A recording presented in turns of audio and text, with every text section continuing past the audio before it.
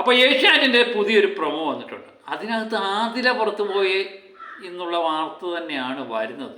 അതിനകത്ത് mid week എവിഷനായിട്ടാണ് പറയുന്നത്. Mid week evasion എനിക്ക് തോന്നുന്നു ഇന്ന് 9:30 കാണിക്കുമെന്ന് പറയുമ്പോൾ ഇന്നലെ ഷൂട്ട് ചെയ്ത സാധനമായിരിക്കണം, അല്ലെങ്കിൽ ഇന്നലെ സംഭവിച്ച കാരണമായിരിക്കണം. ഇത്രയും നേരം ലൈവ് വന്നതായിട്ട് ഞാൻ കണ്ടില്ല. ഇനി വരുമോ ഇല്ലയോ എന്നുള്ളത് കൃത്യമല്ല. ഏതായാലും ആദില പുറത്തു പോകുന്ന പ്രൊമോയാണ് വന്നിരിക്കുന്നത്. ആദില എല്ലാവരെയും പിടിച്ച് കെട്ടിപ്പിടിച്ച് കരയുന്നുണ്ട്. പ്രത്യേകിച്ച് അക്ബറിനെയൊക്കെ കെട്ടിപ്പിടിച്ച് പൊട്ടിക്കരയുന്ന അക്ബറിനെയൊക്കെ കാണാൻ പറ്റും. അടുത്ത 2 ദിവസമായിട്ടേ ഉള്ളൂ അക്ബറുമായിട്ട് വളരെ സ്നേഹത്തിലായ ആദിലയും നൂറയൊക്കെ നമുക്ക് കാണാൻ പറ്റുന്നത്. ഇത്രയും നാളും അനുമോളുടെയും ഷാനവാസിൻ്റെയും കൂടെ നടന്ന ആദിലയും നീറയും കുറച്ച് ദിവസം കൊണ്ട് നമ്മളെ വെറുപ്പിച്ചു. അപ്പോൾ ആദിലയെ പുറത്ത് പോകണം എന്നൊക്കെ പ്രതീക്ഷിച്ചിരിക്കുന്ന സമയത്താണ് ഈ ഒരു വീഡിയോ വരുന്നത്. അപ്പോൾ അടുത്ത ആഴ്ച ആദില ഏകദേശം നോമിനേഷന് വരികയും പുറത്ത് പോകുമെന്നൊക്കെയാണ് നമ്മൾ പ്രതീക്ഷിച്ചിരിക്കുന്നത്. അത് തന്നെയല്ല, ഇന്ന് ലാലേട്ടൻ വരുന്ന ദിവസം കൂടെയാണ്, നാളെയാണ് അതിൻ്റെ ഇത് കാണിക്കുന്നത്. അപ്പോൾ അതിനിടയിൽ ഇങ്ങനെ ഒരു സംഭവം നടക്കുമോ ഇല്ലയോ എന്നുള്ളത് കണ്ടു തന്നെ അറിയണം. ഇത് ബാങ്ക് വീഡിയോ ആണോ അതോ സീക്രട്ട് റൂമിലേക്ക് ആദിലെ പറഞ്ഞു വിട്ടതാണോ എന്നൊന്നും അറിയില്ല. ബിഗ് ബോസ് കൃത്യമായിട്ട് പറയുന്നുണ്ട്, ആദില എല്ലാവരോടും യാത്ര പറഞ്ഞ് വാതിലിൽ കൂടെ പുറത്ത് വരാൻ പറയുന്നുണ്ട്. ഇപ്പം ഇത്രയും 75 ദിവസം പിന്നിടുമ്പോൾ ഇങ്ങനെ നടക്കുമോ? എല്ലാ സംശയങ്ങളാണ്.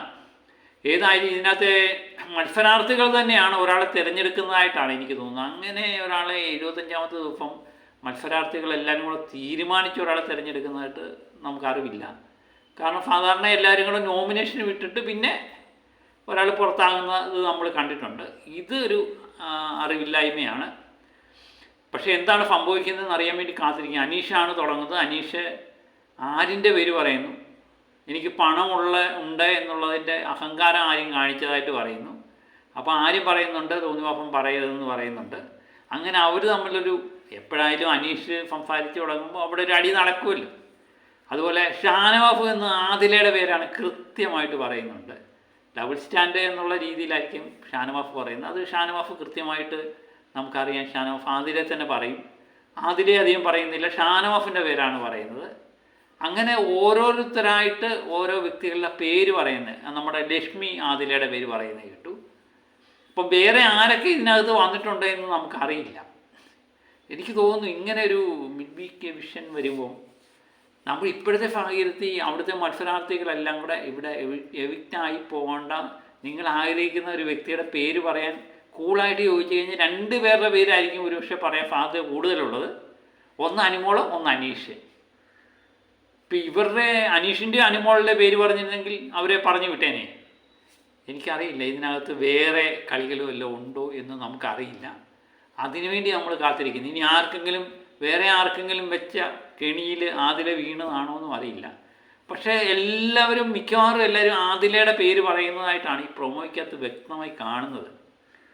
അപ്പോൾ എന്താണ് സംഭവിച്ചതെന്ന് അറിയാൻ വേണ്ടി നമുക്ക് കാത്തിരുന്നേ പറ്റൂ. ഇന്ന് ഏതായാലും 9:30 കാണിക്കുന്നുണ്ട്. പിന്നെ പ്രൊമോ പറയുന്ന കാര്യങ്ങളൊന്നും സത്യമാകണമെന്നുമില്ല കേട്ടോ. ചിലപ്പം കണ്ടൻറ്റിന് വേണ്ടിയും വ്യൂസിന് വേണ്ടിയൊക്കെ ചെയ്യുന്നതാകാം. ഏതായാലും എനിക്ക് സാധ്യത വളരെ കുറവായിട്ടാണ് ഞാൻ കാണുന്നത്. കാരണം നാളെ ലാലേട്ടൻ്റെ എപ്പിസോഡുണ്ട്. അതിന് ഒരു വ്യക്തികൾ പുറത്തായി എന്നുള്ള വാർത്തകൾ വരുന്നുണ്ട്. ഇതിനിടയിലാണ് ഇങ്ങനെയൊരു ആദില പുറത്തു പോയി എന്നുള്ള ഒരു പ്രൊമോ പുറത്തു വിടുന്നത്.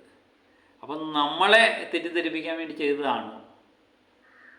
ഏതായാലും എന്താണെന്ന് അറിയാൻ വേണ്ടി കാത്തിരിക്കാം. ഇങ്ങനെ സംഭവിക്കുമോ ഇല്ലയോ എന്നറിയാൻ വേണ്ടി കാത്തിരിക്കാം. ഏതായാലും അങ്ങനെ സംഭവിച്ചിട്ടുണ്ടെങ്കിൽ അങ്ങനെ വേണ്ടായിരുന്നു എന്നാണ് എൻ്റെ തോന്നൽ. കാരണം മത്സരാർത്ഥികൾ തന്നെ ഒരാളെ എവിക്റ്റ് ചെയ്യുന്നത് അത് നല്ലതല്ല.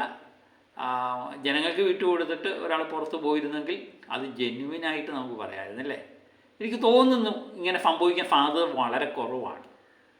ഒരുപക്ഷെ സീക്രട്ട് റൂമിലേക്ക് അല്ലെങ്കിൽ പുറത്തിറങ്ങിയിട്ട് ഇപ്പുറത്തെ കൂടെ ഏറി വരാൻ സാധ്യതയുണ്ട്. എന്താണെന്നറിയില്ല. നമുക്ക് കാത്തിരുന്ന് കാണണം. നിങ്ങൾക്ക് എന്ത് തോന്നുന്നു എന്നുള്ളത് കമൻ്റായിട്ട് എഴുതുക. അപ്പോൾ മറ്റൊരു വീഡിയോയുമായിട്ട് വീണ്ടും ഞാൻ എത്താം. ഇതിനിടയിൽ ആദില പോകുമ്പം അക്ബറിനെ കെട്ടിപ്പിടിച്ച് കരയുന്നുണ്ട്. അതുപോലെ നമ്മൾ ഷാനവാഫിന് കൈ കൊടുക്കാൻ വേണ്ടി ശ്രമിക്കുന്നുണ്ട്. അപ്പോൾ ഷാനവാഫ് വളരെ കൂളായിട്ട് കൈയൊന്നും കൊടുക്കാതെ ഒരു മാസ് പരിവേഷത്തിൽ മാറുന്നുണ്ട്. കൈ അനക്കുന്നതേ ഇല്ല. അത് ആ പ്രൊമോയ്ക്കകത്ത് എടുത്ത് കാണിക്കുന്നുണ്ട്. അതൊരു ഭയങ്കര ഹൈലൈറ്റായിട്ട് എനിക്ക് തോന്നുകയും ചെയ്തു. കാരണം ഷാനവാഫിൻ്റെ സ്റ്റൈലുണ്ട്. അതിലിങ്ങനെ വളരെയധികം വിഷമിച്ച് ഷാനവാഫിനെ നോക്കി പോകുന്നു. അതിലെ യാത്രയാക്കാൻ വേണ്ടി അനുമോളും നൂറയൊക്കെ പോകുമ്പം ഷാനവാഫ് വളരെ കൂളായിട്ട് നടന്നു പോകുന്ന ഒരു സിനിമ സ്റ്റൈലിൽ നടന്നു പോകുന്ന മാഫ് ഷാനവാഫിനെ അതിനകത്ത് കാണാൻ പറ്റും. അക്ബർ പിന്നെ പൊട്ടിക്കരഞ്ഞിരുന്ന അക്ബറിനെയും കാണാൻ പറ്റും. ഇതൊക്കെയാണ് ഈ പ്രൊമോയ്ക്കകത്തുനിന്ന് വ്യക്തമാകുന്നത്. നമുക്ക് കാത്തിരിക്കാം എന്താണെന്ന് അറിയാൻ വേണ്ടി. നിങ്ങൾക്ക് എന്ത് തോന്നുന്നു എന്നുള്ളത് കമൻ്റായിട്ട് എഴുതുക. അപ്പം മറ്റൊരു വീഡിയോ ആയിട്ട് വീണ്ടും എത്തും വരെ ഓക്കെ ബൈ.